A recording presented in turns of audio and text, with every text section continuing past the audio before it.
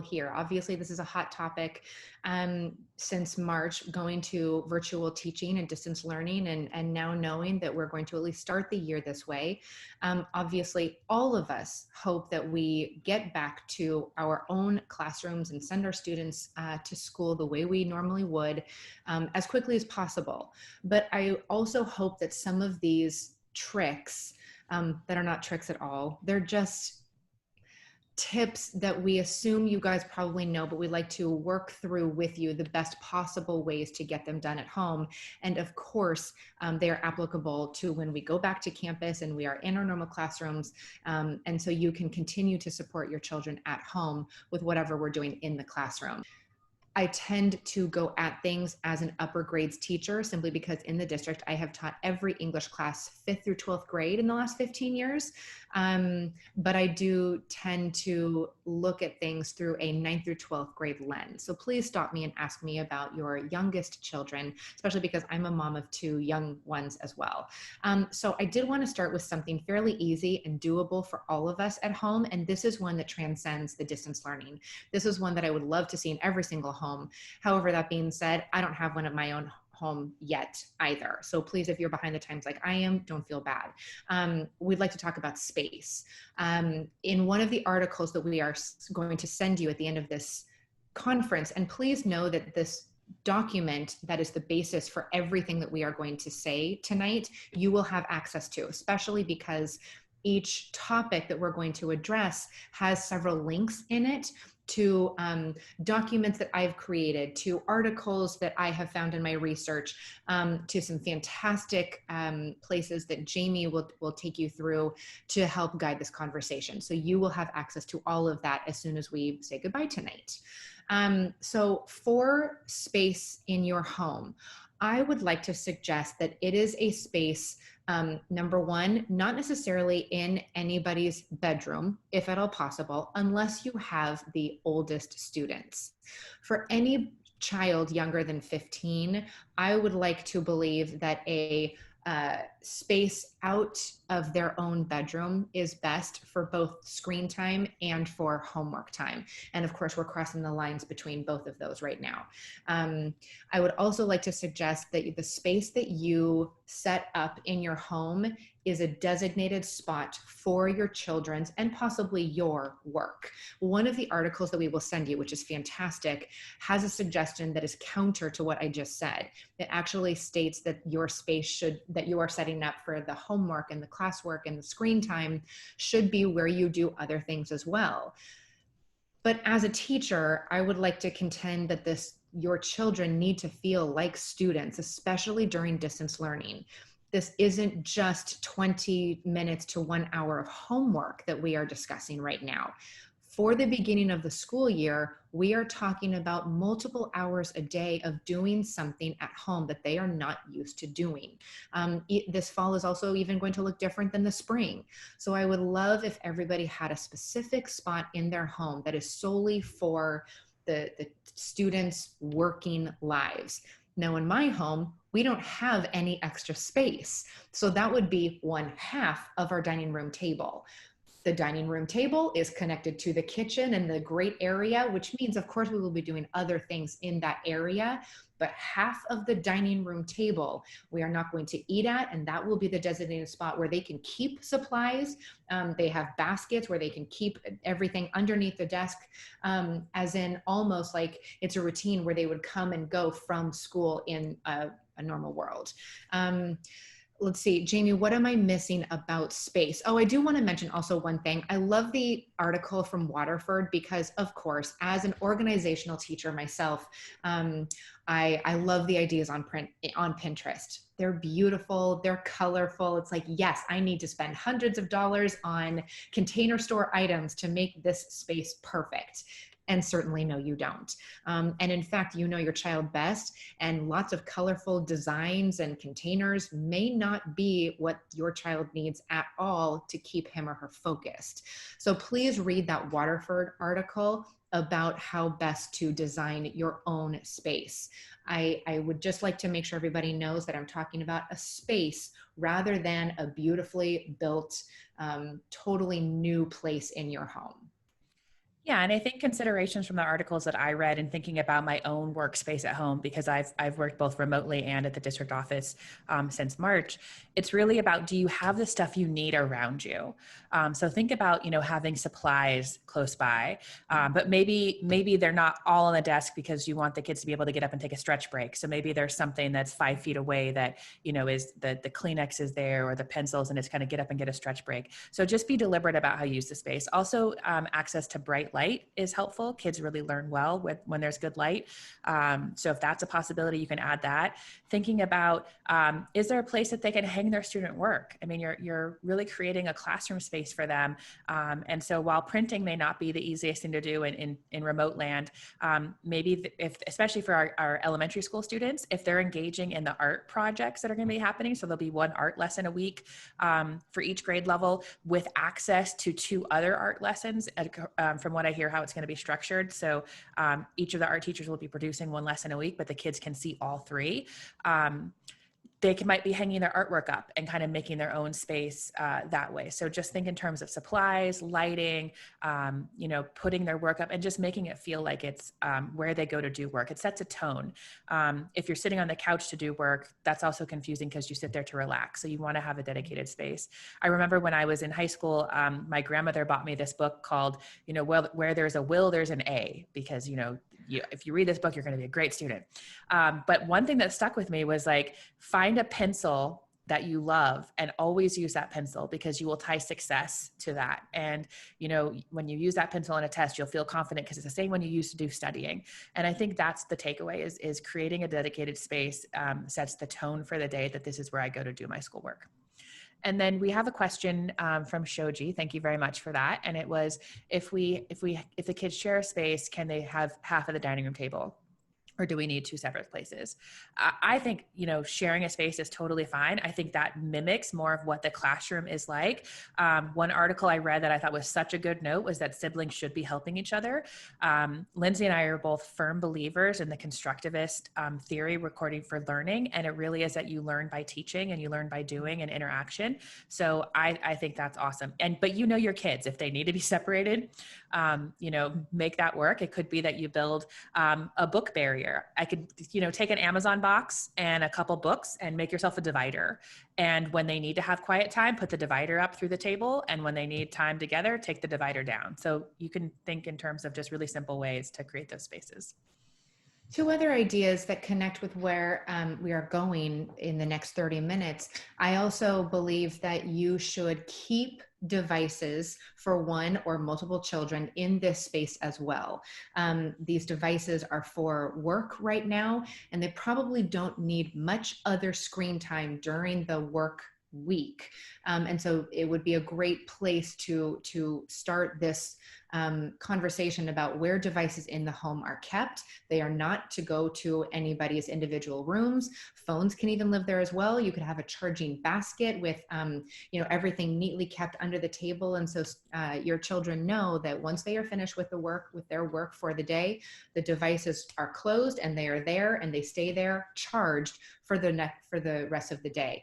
This would also set the tone for when they come back to campus. They have a specific place to keep their devices at nighttime, and they are charged for the morning, so they don't have to worry about bringing their cords to school, which as a teacher would always be appreciated. And then one other thought, if this is possible, bring your children into the conversation about how they want their workspace to look. This could even include coming up with their virtual or in real life background for their Zoom meetings or their Google Meet meetings. Every single student from the youngest to the oldest is going to have some kind of interaction online, obviously, with their teacher and their colleagues, their peers. And so if you want to get them excited about what is going to be behind them, do you want one of your motivational posters from your room to come down to this area for a little while? That would be fine too. It might even get them excited about working in that area. So let's talk about schedule. tongue in cheek, I said, fine, I can create a space even if it's in the bathtub, because again, in my household, there is not a lot of extra space. I am with you, and I am not saying that you need to create this beautiful classroom, out of doors, to make up for what we are missing. Everybody knows what we are missing, students included. And one of the major things that they will be missing right off the bat is a schedule. Both as a mom and as a teacher, I am a firm believer in schedules and sticker charts and organizing everybody's day, probably a little too much. But I would like to talk about how to create a schedule, especially because you, as am I, are working from home too, and we have our own schedules and our own Zoom meetings to contend with. It is okay to be flexible, but it is also a great idea to post a weekly schedule on your refrigerator for all to see, for all members of the family, if at all possible. And by flexible, I mean, it doesn't have to be 15 minutes of English and 15 minutes of math. However, we do have bell schedules that Jamie will talk about in a little bit that can help even our youngest learners. But also, okay, if both of us are working and we have children that need help and probably some guidance in their work as well, how are we going to dole out who is helping whom when? And so creating that schedule together as a family would also be a really good first move before the first day of school, so that everybody is on the same page with, you need breaks, you need food. As a teacher, I'm a firm believer that it is okay to eat while they are learning. I don't know if I would say that I want your children to start eating soup or sushi or something really messy and in their face while they are trying to converse with me on a Zoom meeting. But of course, it is okay to snack while they are talking to their peers, because it's okay to eat in my classroom. But that's just me. I would ask the teacher, have your children advocate for themselves. But for the schedule, they need outside time. They need non-screen time. They need to get up and walk around simply to rest their eyes from being on the screen for longer periods of time than they are used to. And if you have a teenager, I would also say be a little bit more lenient on the no extra screen time than for younger learners. Older students live online. That is their downtime. And so if you are okay with their downtime being on the screen and they have taken a break in between, that's okay with us. There's nothing wrong with having that downtime. And for our 7th through 12th grade families, the bell schedule there'll be 10-minute breaks between each class. So one of the things I read about eye health related to, this computer world that we live in, is every 10 or 15 minutes, you should look away from your screen and kind of like, or actually might be once an hour. I'm sorry, I'll get the exact study for you. But I think it's once an hour you look away from your screen and like look outside. So you change the depth of how you're looking at things. And that's supposed to be really good to keep your eyes healthy. Mm-hmm. And on that topic, we had a question from Jessica, and she was asking, for those who had experience with kids doing 3 or more hours of screen time a day, did it help to elevate the computer? And she's worried a little bit about her 5-year-old's neck. So there are ergonomics in terms of how you set your station up. So I will add those to the doc. I'll make a note right now that once we conclude, I'll add some research on that, because I have looked at that specifically. But I also want to say that we do have, our commitment is that there's 155 minutes for our TK6 kids for the online portion. But what you're going to see is that the teachers are programming it in really dynamic ways. So the kids will have those breaks in between, whether they're working on a small project, they're taking a screen break to complete something and then bring it back to the teacher. So don't imagine it's going to be those 3 hours of just staring at the screen the whole time. I imagine there'll be dance parties for our little ones. There'll be snack breaks. The teachers will come up with some creative ways to take care of everybody's health in that sense. So thank you for that question. I've been working with teachers this week about that exact question, that exact idea, because they too want to connect with their students and they want to see brain breaks and less screen time than what is necessary right now. So the ideas that they are coming up with across the board, kindergarten through 12th grade teachers are, Zoom scavenger hunts toward the end of a session, a live session, so that it doesn't break momentum. But they will be getting up. For our younger students, they're using things like the brain pop videos about ergonomics and Go Noodle videos about about getting up and moving every 20 minutes or so. And Jamie, I've always heard 20, every 20 minutes of screen time, look away 20 feet away for at least 20 seconds. Okay, that's great. Are you able to see my screen for Wide Open School? Okay, I wanted to just, since we're on the topic of schedule, if you've been to our sessions, you know we're a huge fan of this. We wanted you to know that this is a resource to kind of see examples for setting up schedules. So if you go to Wide Open School and you choose, you know, you're a family, choose your grade level, whichever span you pick, and then you go to daily schedule, what you're going to see is that it's blank right now. They had programming all throughout distance learning, and they're going to pick back up actually on our first day of school, which is interesting. But what they have is you can download their weekly planner or daily planner. But if you just go back in time, a couple days, you're going to see examples of like what a morning could look like, what midday could look like, afternoon. So this is just a way for you to see an example of a really cool schedule. But also, if you need some supplemental material, there's something to start now to introduce schedules to your kids. This could be a really good way to start prepping them. So maybe 1 or 2 days next week, perhaps you practice with this schedule, because it is going to be a pretty dramatic shift to go from kind of free time during summer to strict schedule with the bells. Although I did hear from a lot of parents that their kids were involved in pretty cool summer programs online. So we have that experience. And then we had a question in the Q&A about Chromebooks. I will post for you in just a second in the chat our Chromebook recommendations. So thank you for that question, and I'll make sure I post that for you.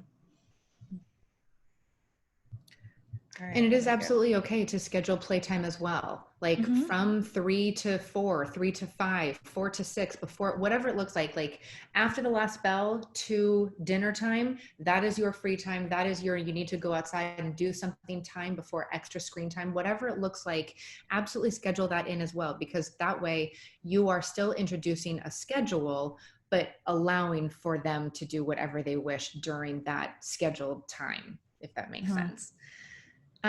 So as a teacher myself, I couldn't help myself but put in the next topic, which is how you guys can support your teachers without, of course, having to feel like your children's teachers yourself.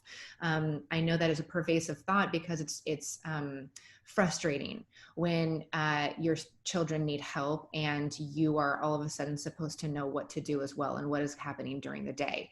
And so I put as a link on there an example of what a weekly doc could look like for your home. Now, our teachers all use Google Classroom, except for our primary teachers, who usually use Seesaw. So you will see one or the other platform. You will not see both.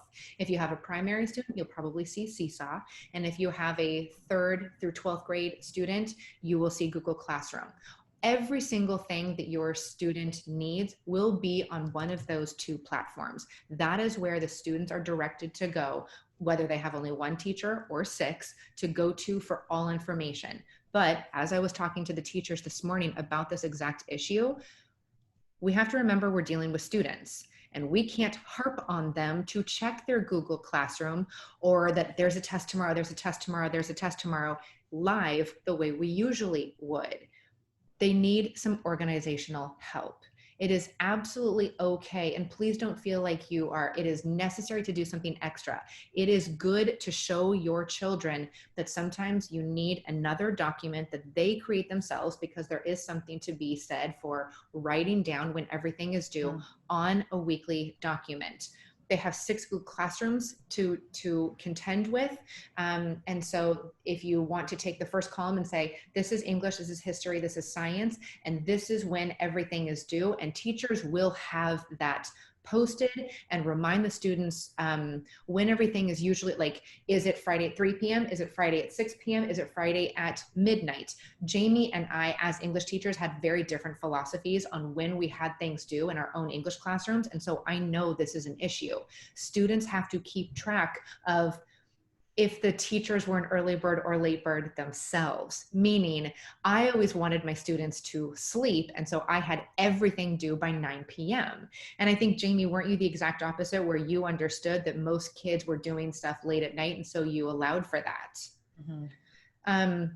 And so you can use this weekly doc that I give you, or of course you can Google it. There are plenty out there right now. And if you don't find one you like, you can email me at any time and I can give you some more age appropriate ideas.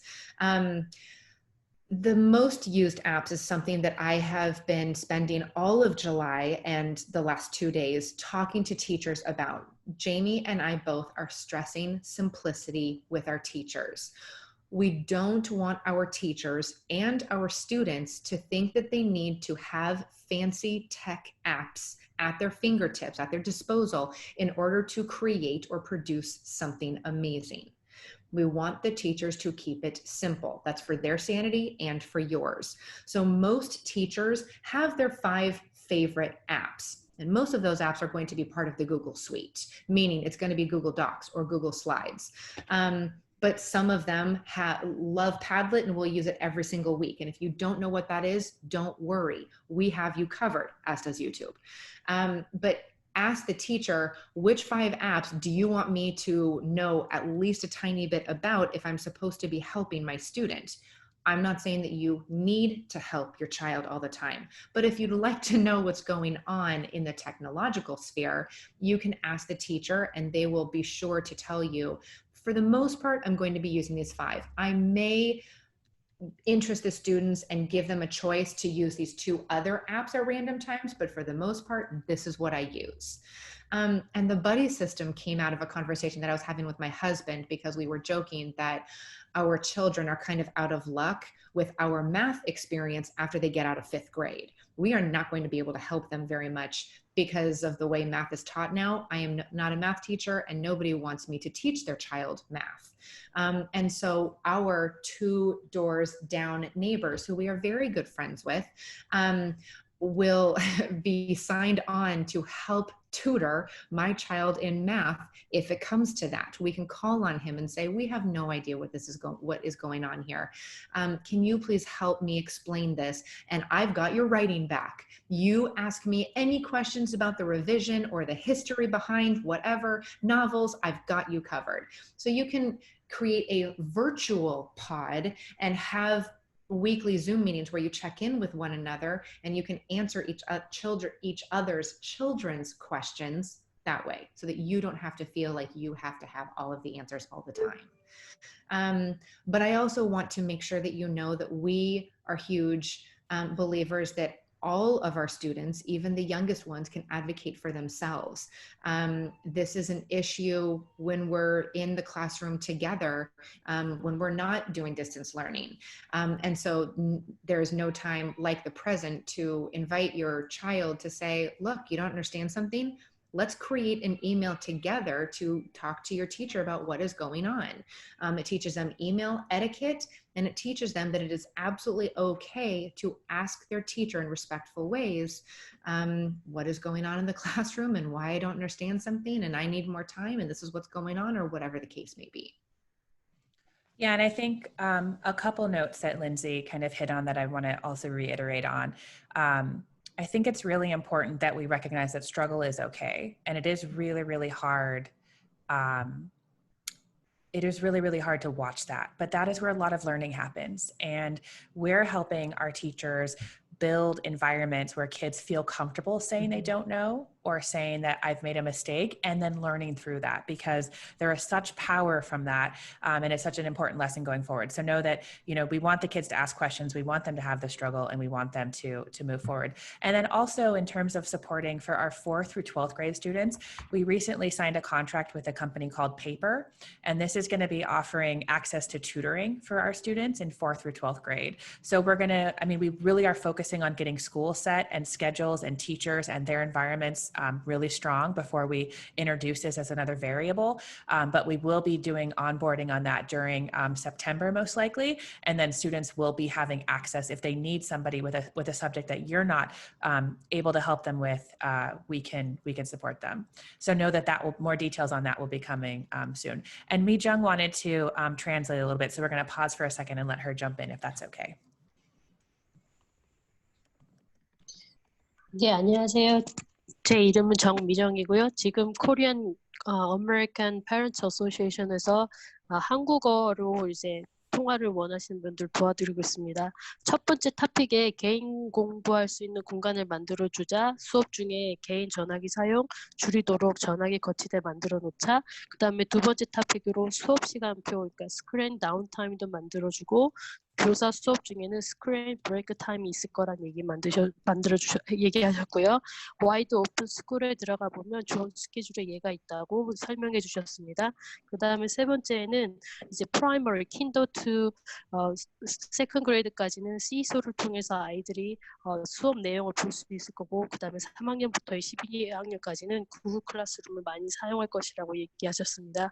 그리고 5가지 많이 사용할 수 있는 어플리케이션에 대해서 여기 링크를 달아주셨고요. 그 다음에 린지가 얘기하신 것처럼 자기가 자신 없는 과목에 대해서 아이들을 도와줄 수 있도록 버디 시스템을 이용해서 이웃 사람들과 친구 가족을 연결해서 지도할 수 있도록 한번 꾸며보자라는 아이디어를 내셨고요. 그 다음에 제이미가 말씀하신 거는 4학년부터 12학년 학생들을 위해서 페이퍼라는 튜터링 프로그램을 9월에 시작하도록 할 예정이라고 말씀하셨습니다. Thank you so much. That's awesome. I'm so glad you're here to help with our Korean families. Just wonderful. So exactly how you did, just message me and we will stop. So thank you for that. We also want to just highlight, and we have the link on here, the high school kids, my intern team, they have created an app that'll be the bell schedule for all of the kids to follow. Because again, very different from our spring experience, we are asking kids to follow the bell schedule because they'll have live instruction with their teachers. So for our 7-12 kids, they're going to be moving classes. And one parent was so sweet. She emailed me and she said, so am I going to be the bell in my house? Do I have to say, hey, it's second period?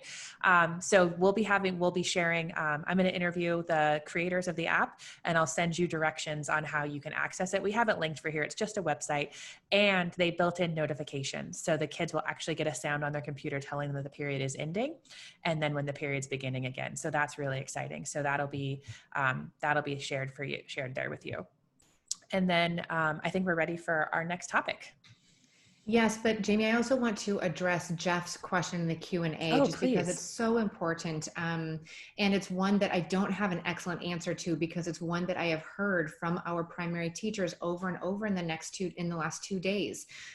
Jeff, I don't want you to think that we don't have an answer, but just that one that we are grappling with as well. That is the $1 million question. How we engage your children the way we want to in real life. All teachers are experts at their own grade level, right? Like I am much more suited to 10th and 11th and 12th grade minds and where they are at and being the good guy for them rather than for the kindergartners and first graders, even though I'd like to think that I'm a good mommy to my little ones.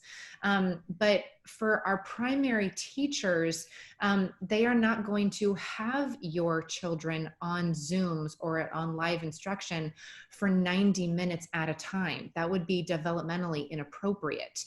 What they're going to do is shorter bursts with many more brain breaks of different kinds and, student of the day instead of student of the week. So the children get excited way faster than our older students do. There's going to be more sharing. There's going to be way more of the kindergarten type aspects of school that we all usually do during the first week carried through the entire first quarter. They are going to do silly things together. They are going to do a lot of getting to know you projects. And it's going to be a lot of low tech things as well. Like you are in front of me and I see you and that's wonderful. So let's play a game on Zoom and get used to using Zoom or Google Meet together. Now what I want you to do is I'm going to come back to you in about 20 minutes. And this is where we will need your help as parents because as kindergartners and first graders can't tell time yet and they can't be their own bell schedule yet. I would actually say that you probably will end up being the bell schedule for all of your students regardless of age for the first week or so until they get into the habit of checking for themselves. But for the younger students, Okay, everybody, it was so great seeing you. Now, here's what I want you to do. In Seesaw, which we have practiced together for the last 15 minutes, there is a silly 4-minute video that I want you to watch, and then you're going to close your computer. And you're going to do this for a little while, and I'm going to see you at 11 a.m. This is how you know it's 11 a.m. Things like that. I'm not going to walk you through an entire primary lesson. Sorry for that. But it is something that our teachers are taking very seriously and trying to do the best they can, coming up with exact ways that are going to meet your students where they are. Yeah, just to reassure our TK through 2 families that are listening, I have 8 pages of a planning document that our primary teachers have been collaborating on for the past 4 weeks. And they're really coming up with the ways to kind of translate and use screen time optimally. They want to make that time super valuable and recognize that we're going to need you as partners, but you're not going to be able to be there every minute. So how do we really take care of that? So again, it's in the works, but I think we're going to have some good things. And also we're going to get better and learn as we go. So we're just really asking for some, know that you're going to see tremendous differences because we've learned a lot this summer and teachers have experience, but we're still going to need some help with our littlest learners because they're not fully independent yet. So thank you for that question. So the next section we had to put in there because we want to make sure you know that we don't think of ourselves as the end-all be-all experts in this. We too did not ask for a pandemic, and we too are doing this with you. We don't know on any given day what the future is going to hold right now. And so I get a lot of my advice, both as a parent and as an educator, from New York Times Parenting. And also they have a fantastic educational resource where a lot of our teachers go for resources, especially about current events. But some of these articles are cute and they bring things back into perspective about the children in our lives. And it also has some really practical advice, like how to get your kids to treat you like their teacher. You know, I think especially for our youngest students, parents will come to us and say, oh, well, my child won't do this. Oh, well, good luck with this. And the teacher's looking at you blankly because in school, you probably have a little angel or some variance of, because a child can act very differently in the classroom for us than they do at home, because we are the most compassionate drill sergeants that you've ever met. We know how to get order and work out of 20 to 36 children at a time. And so some of these articles tell you to kind of learn from the best of us and how to instill that in your own home. The last one, Intel Parents Guide to Remote Learning, is one that Jamie shared with me very recently. It's much longer than the others that I have put on here, but it's really fantastic. It has specific shorter chunks of information that is doable right now before school starts to prepare and help your children. Great. Okay, it's 7:40 and we have a couple topics left. So we're sorry, we're kind of going on and on, but we know that these are important, and so we appreciate your patience as we do that. So again, keep the questions coming in the chat, in the Q&A. Thank you for that. And then we just have 3 more topics that we'll go through, and then we have kind of a bonus activity idea for you. So all 3 of these could be the same topic. And this is what I help the other teachers do 7th through 12th grade daily. It's how to use technology wisely and how to teach your children to be wise while they too are online, how to use their phone for good and not for distractions and not for social media evil. And so all 3 of these topics can be in one. Jamie, if you could scroll down just a tiny bit more so we could see the end of that 3rd topic, great. So the LCDigLit, LCUSD, Digital Citizenship and Literacy. It's an entire website. And again, I'm not the end-all be-all expert, but I have done extensive research on digital citizenship and literacy, especially for upper grades students, so 5th through 12th grade, teenagers, if you will. And yes, that kind of does start in 5th grade. So if you want more articles, more ideas for dinner conversation starters, what to expect from your teenager and how to create specific rules in your home that just might stick, please take a look at everything that I have on that website, because it has dozens of articles, dozens of conversation starters, and at least a dozen ways to bring rules into your home that might work for any grade level. And again, it's focused mainly on 5th through 12th grade, but some of the articles and rule creation charts that I have in there would absolutely fit for your elementary children as well. So let's go back up about managing distractions. The number one thing that I can say is that don't believe your children when they say they need to listen to music or also watch TV in the background or whatever else they're going to tell you about multitasking, because they're a 21st century learner. They're lying. They don't know they're lying, but multitasking is a myth. And so I would like to have you set ground rules about when you are in front of your teachers, or at least in session, and you're not live, you are doing homework, classwork, and doing nothing else. You are not listening to music. You don't have earbuds in unless you truly believe it helps you listen to somebody else, and there are other people working around you. The Pomodoro method is not necessarily high tech. It just means that work expands to fit the time allotted. If we work in 20-minute chunks on one specific thing, we are more likely to get that one specific thing done in a smaller amount of time.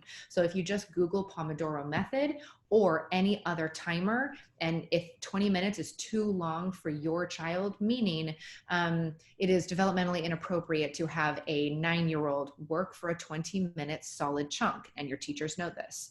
But so set it for 15 minutes, set it for 9 minutes. In 9 minutes, you can get up and get a snack. In 9 minutes, I want you to go outside and walk the dog around the block just for 5 minutes so that you can get out of your own head and think about something else and come back. In limiting screen time, I'm now going down to the second topic.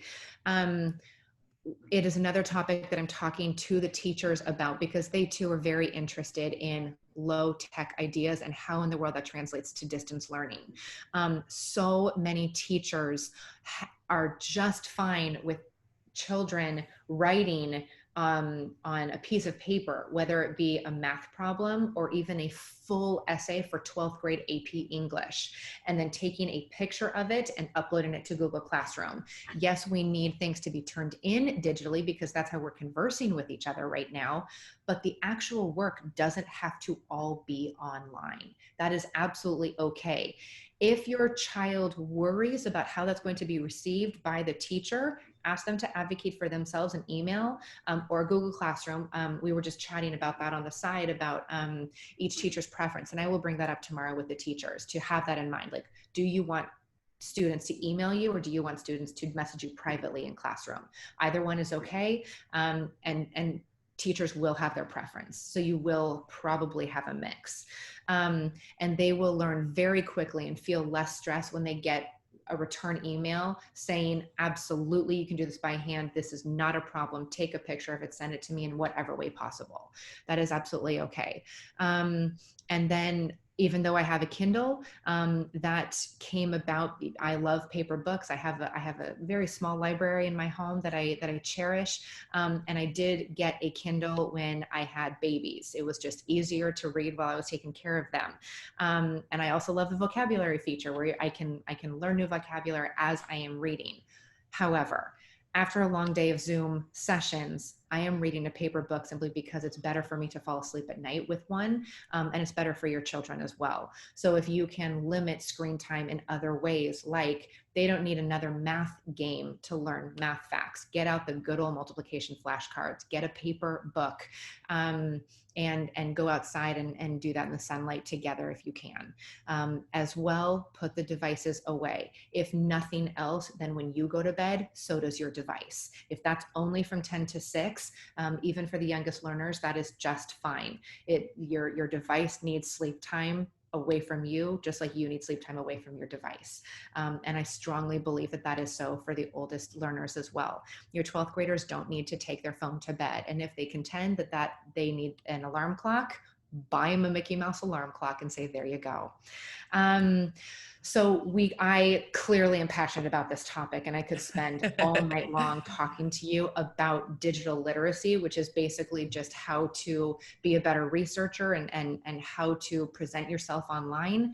And so the first link that I have above the website, the 30 seconds about how you can support healthy tech use in your home. If you have no interest in going to my entire website, I'm not offended, but do go to this one page, very spaced out document to read my absolute best tips that I brought over. Thank you, Jamie, from the entire website and my 5 years of research on this topic about your children.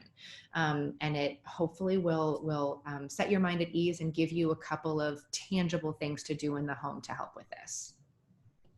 That's great. Thanks for creating that for them. And we'll be sharing this document with you in about 3 minutes. So know you're going to get all of this information.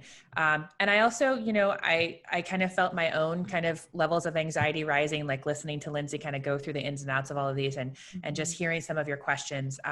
So know that while we're kind of giving you ideas about how to support in the home, there will be very specific details coming out just on, here's the logistics of how day one's going to work. Like that this is how you're going to log in. This is how you're going to communicate. So we know we're not giving you those answers yet, but all of that is being prepared by the teachers right now. They're working on, how the classroom will run and function and what the rules are. All of those pieces will be coming and shared with you once we get to August 17th. So I'm expecting that the Friday before school, whether it's the teacher or myself, you're going to get an email with how does day one look like, because I'm worried about our 4-year-olds finding their teacher on the first day, which is something we've never had to worry about. And then as well as our 12th graders, just waking up on time and getting to their class, right? So there's a lot to worry about on day one that we've never seen before. But you'll get very clear communication about how this is going to work, how you get help, how the kids get help, what their assignments are. So that all is in the works now too. All right, so we have one final idea for you and then time for questions. Just a plug for our next flyer. So our next meeting will be next week on Google Classroom. So we'll be just spending a lot of time specifically on that. And that'll be, I'm hearing from some of our 2nd grade teachers that that's going to be their choice as well. After they evaluated Seesaw, they really like the organization of Classroom, and they feel like it's a little more on the side to help kids stay organized, because they can put everything, group it by topics and things like that. So you may see students as young as 2nd grade in Google Classroom. So that'll be good for you to see. And if you've heard us talk about it before, or you want to bring your student, they can join. We're also doing a student session on Google Classroom tomorrow at 4. So kids can join that one, or bring them with you to parent night. That's totally fine too. Okay. So my last item for you, and I'm grateful for Lindsay for adding this, is this idea of core values. So what I want to speak to you about is when you're dealing with technology in the home, oftentimes it's really easy if you have an issue or a conflict to blame the device, and it's that the device caused the problem or this or that, but that's very hard to deal with other than taking it away. And my thought when we first started bringing technology into the schools at the level we have now, teachers were really worried about, what if the kid does something wrong? Do I take away the Chromebook? And then we said, well, you wouldn't take away their textbook, so we can't have that same response. And so your gut reaction may be, I've got to get rid of the thing that's causing me the problem. But what you really want to do is identify the behavior. And so a way that we've created for you to kind of think about this even differently is using an activity called core values. And you can go on Amazon and buy the deck, or you can actually just Google it and find examples and make your own little flashcards. And the process is that there are things like health, happiness, family, trust, all of those words that tend to be our core values. And you do this activity as a family. So you take all the values and you sort them into 2 piles. And one is a pile that you just strongly believe in, like this is something you identify with. And the other one is just, it's secondary. And then once you get that down, and I think there's about 40 or so, you'll probably have 35 that you still think you really, really love. And then you do it again and you keep sorting until you get down to 5. And you need to identify 5 core values. And then what you do as a family, everybody does this, and then you see what your 5 are for everybody. And then make that a poster, hang that up on the refrigerator, talk through why you chose those core values. And then suddenly you have these kind of document that when something does happen in your family, you can talk about how does this match our core value? And then that gives you another way to have a conversation about the behavior, the incident, the challenge, whatever it is, and also just learn a little bit about each other. We do this as a tech team. We set our core values as a team, and we do it both as an individual or as a member of a team. And it's really interesting to see how it comes out and how things change over time too. So this is something that it's worth refreshing every couple of years as your family kind of grows and your kids grow. So we definitely recommend you try this and then kind of create this document or this picture. Your kids could even, do something with it in terms of art that your family kind of unifies behind. So super important and just our final recommendation for you. And thank you, Catherine, for mentioning this, that you've done that before and it was really good. So we've answered a ton of your questions in the Q&A. I hope you had a chance to read through all of those. I just wanted to let you know that we do have, this will be featured on our YouTube channel. And let me share the link with you that I promised. 3 minutes. I was over by 2. Here is the document. And all of these can be found on our district website. If you go to lcusd.net, I try really hard to get everything archived for you. And you can go to if you click on department and then find the tech team, you'll see archives of everything that we put out. So our tech newsletters will be there. The parent sessions will be there. If you have questions about Chromebooks, if you want to know how to get a hold of any of us, we try to keep this really current for you. So this, I'll add tonight's session so you can see the first 2. The first ones are up there. I have to add the video for, no, both of them there. So the first one about ClassLink is there, and the next one about EdTech, and then I'll add tonight's. So I'll pause, and if Mijung has any comments she wants to add, or if you have questions, please post them in the Q&A. And thank you so much for your attention and for your attendance tonight. Jamie? Please. Okay, I will start with the bell schedule. So 저기 부모님들은요 따로 시간을 알릴 수 있는 벨을 만드실 필요는 없고요. 지금 말씀하신 대로 7학년부터 12학년까지 사용할 수 있는 저기 학교 스케줄 벨 앱이 어플리케이션이 있거든요. 그거를 지금 TK에서 6학년까지 만드실 예정이라고 하니 그거를 활용하시면 되고요. 그 다음에 린제이 선생님이 많은 아티클을 읽으시는데요. 그 안에 그 링크를 걸어 놓으셨어요. 그래서 그거를 들어가 보면은 생각할 수 있는 도움을 받을 수 있는 자료를 찾아볼 수 있을 것이고요. 그 다음에 아이들이 멀티타스킹을 할 수 있다라고 생각하시는데 린지 선생님 그거에 대해서 별로 좋은 생각을 갖고 있지 않으셔서 그거를 한 번에 한 가지씩만 할 수 있도록 트레이닝을 할 수 있는 방법을 알려주셨어요. 20분 내에 한 가지 만들어낼 수 있도록 하고 그 다음에 15분에 한 번, 9분 동안에 한 번 이렇게 한 가지 타스크를 그 시간 안에 맞출 수 있는 트레이닝을 한번 해보자는 식으로 말씀을 해주셨고요. 그 다음에 스크린 타임으로 계속 수업을 유지하는 게 아니라 가끔 학생들도 오프타임으로 나가서 실제로 만들어서 그것을 사진을 찍어서 보낼 수도 있는 액티비티를 할 예정이라고 말씀을 하셨고요. 그 다음에 디바이스도 그러니까 아이들이 항상 디바이스를 쓸 수 있도록 만들지 말고 가끔은 산책도 할 수 있고 그 다음에 다른 종이로 되어 있는 책을 읽을 수 있는 시간을 만들어줄 수 있으면 더 좋을 거라고 얘기를 하셨고요. 그 다음에 있을 부모를 위한 구글 클래스룸 세션이 있는데 그거는 8월 11일 1시 그 다음에 8월 13일 7시에 나올 예정이라고 합니다. 그 다음에 마지막에 코어 밸류 덱에 대해서 말씀을 해주셨는데요. 그 카드를 사용을 해서 우리가 가장 중요시할 수 있는 5가지의 코어 밸류를 찾게끔 해서 그거에 대해서 왜 그렇게 생각하는지 한 번쯤 가족들끼리 모여서 얘기할 수 있는 시간을 가져보면 좋을 거라는 내용을 하시고 그거를 가지고 아이들이 잘못을 했을 때 너가 선택한 5가지 중에 해당 사항이 되지 않는 거에 대해서 한번 리플렉트, 그러니까 반성할 수 있는 시간을 만들어주면 좋을 거라고 말씀하셨고요. 그 다음에 마지막에 이 모든 자료들은 나카나다 교육부에 가면은 볼 수 있다고 말씀을 해주셨습니다.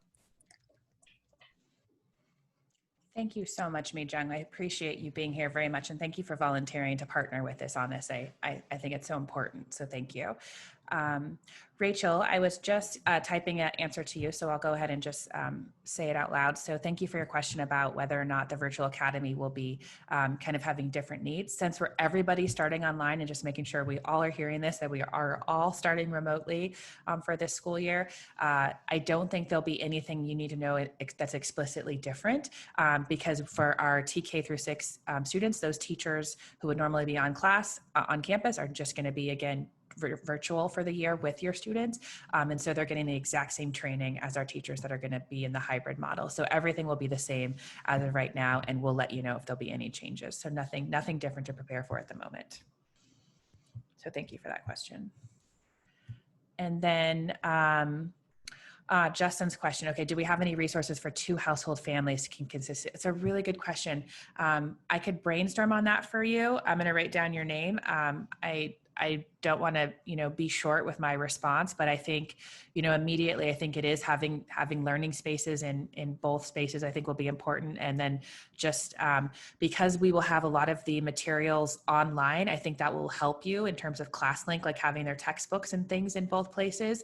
So for me, my kind of first initial answer is just that they have access to the materials that they need. I think that's going to be most important. But I will spend some time thinking more on that because I think that's a really important point to bring up that I think a lot of our families will be experiencing. And I've heard that is a challenge in non-pandemic times for families. So thank you, Justin, so much for speaking up with that question. And I will answer as best I can. And then from Nune, I hope I'm saying that right. Classroom for students. It's tomorrow at 4 p.m. and I will check the calendar.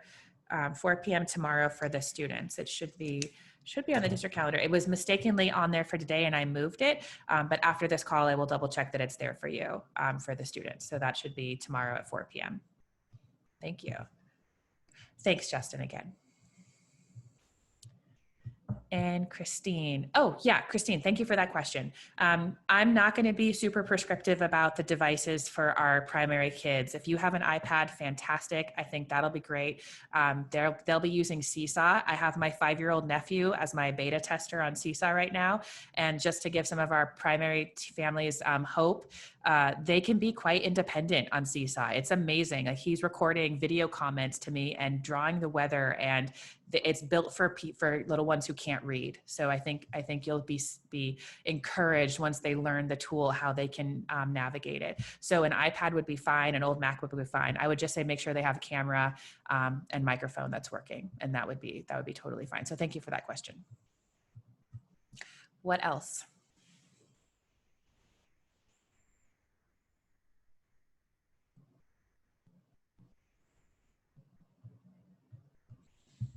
Thank you, Christine. So I just want to make sure you all have my contact information. I posted in the chat, but I'm going to put it there one more time. jl@lcusd.net. So super easy to get a hold of me. Send me a note if you need anything. And I also want to make sure you know help.lcusd.net. That's our website for putting in tickets. So if you need tech support before school starts or once school starts, please reach out. We have extended tech support from, just focusing on teachers to including our parents. We want to make sure you're okay and our students. So just reach out anytime. Thank you for the question about textbooks. So we are in the process of getting all the teachers' assignments finalized. And then once that's done, all the students are placed in their classes. And then once that's done, we assign all the textbooks. So we think we're still about 6 days from that being finalized. So the digital textbooks will just automatically show up for your kids. So they'll be in ClassLink ready to go. And then I'll make sure there's that I send communication home on, you know, a 5-minute tutorial. Here's ClassLink, play with it before school starts. So you'll get that next week. And then physical textbooks, I believe, and workbooks, the school sites are planning on drive-up days to come on campus and pick up books. So if you haven't heard from your site principal, please email them. And you can find all of the principal's contact information is on the elementary school sites website. So contact the principal if you haven't heard about the supply pickup days. And thank you for the question about the Chromium device. Yes, that should be fine. If you have something that, as long as, again, we're really just looking for camera and microphone and kind of a stable device for the kids to use. So when the kids are on campus, kind of 5th grade and up, we ask for a Chromebook because we have it managed and they get onto Wi-Fi easy. We have management systems in the classroom to help teachers kind of put up guardrails to reinforce positive behavior. So having a Chromebook on campus is what we expect, but at home, whatever you have will be fine. So that's totally okay. Thank you for that question.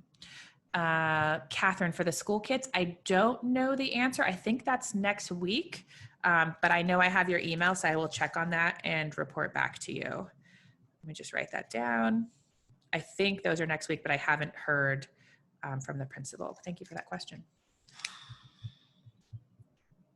And Catherine, home printer. Yeah. We have a tutorial for that. If you go to, actually, I'll post it for you. It's on our help website. It's not always easy. And so if this tutorial doesn't work, you can put in a ticket and we will walk you through. I think that Google doesn't believe in printing is what I've decided. And they make this very difficult, but it is possible. Just not always easy. It's easier than it used to be.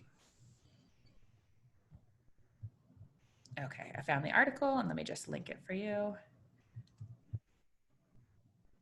There you go. And again, this is, if you go to help.lcusd.net, if you feel like you want to, if you don't have us live and you need a place to go find an answer, that's the place to do it. And you can either put in a ticket or check our help guide there. Great, thank you. What else? Awesome questions tonight. We really appreciate your engagement.